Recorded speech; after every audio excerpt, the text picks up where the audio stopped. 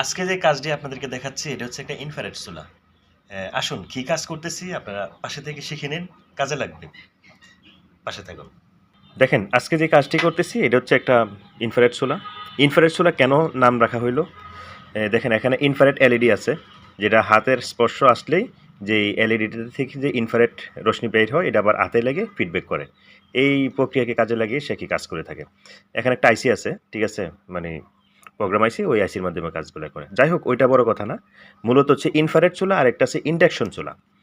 তো কোনটার মধ্যে ভালো বেশি, কোনটা ভালো হবে এই ব্যাপারে আজকে একটু কথা বলবো, পাশে থাকুন। আমার এই ফ্যানটি জাম হয়ে গেছিলো, যার কারণে সমস্যা দেখা দিচ্ছিল। আমি এটা ফ্রি করে দিচ্ছি। তো সবসময় ফ্যানটা চলতে হবে, ঠিক আছে? না হলে এটা আবার চলবে না, নষ্ট হয়ে যাবে, মানে সমস্যা হয়ে যাবে, বন্ধ হয়ে যাবে।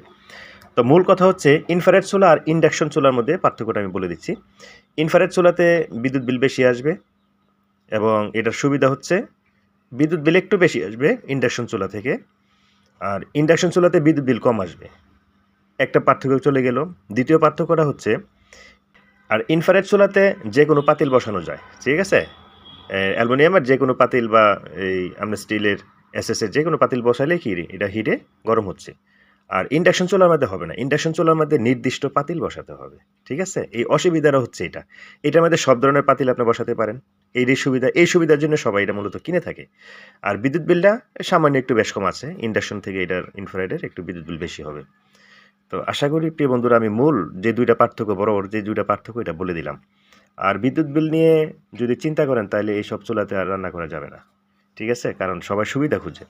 তো ভালো আছে, আমি এটা ব্যবহার করতেছি। এটা আমার নিজের চুলা। হঠাৎ করে নষ্ট হয়ে গেল কি, তারটা পুড়ে গেল। এই যে দেখেন, এই তারটা পুড়ে গেছে, লোডে তারটা পুড়ে গেছে। আমি তারটা সেট করে দেবো নতুন করে এবং এটা চেক করে দেব। তো আশা করি চলবে। তো আমি কেনার সময় বলছিল যে গ্যারান্টি আছে, আমি বলছি গ্যারান্টি লাগবে না, যেহেতু আমি কাজ পারি। সমস্যা হলে আমি নিজেই ঠিক করে নিব, ঠিক আছে? তো এই ছিল আজকের ইনফ্রারেড চুলার সার্ভিসিংয়ের মূল তথ্যটা। যতটুকু এই মুহূর্তে মনে ছিল আপনাদেরকে বলে দিচ্ছি। তবে এই নিয়ে যদি কারো কোনো প্রশ্ন থাকে আপনারা করতে পারেন, ঠিক আছে? সার্ভিসিংয়ের ব্যাপারে যে কোনো প্রশ্ন আপনারা করতে পারবেন কমেন্টে। আমি আপনাদের উত্তর দেওয়ার চেষ্টা করব ইনশাআল্লাহ। তো ভালো থাকেন প্রিয় বন্ধুরা, পরবর্তী ভিডিওতে দেখা হবে। আল্লাহ হাফেজ।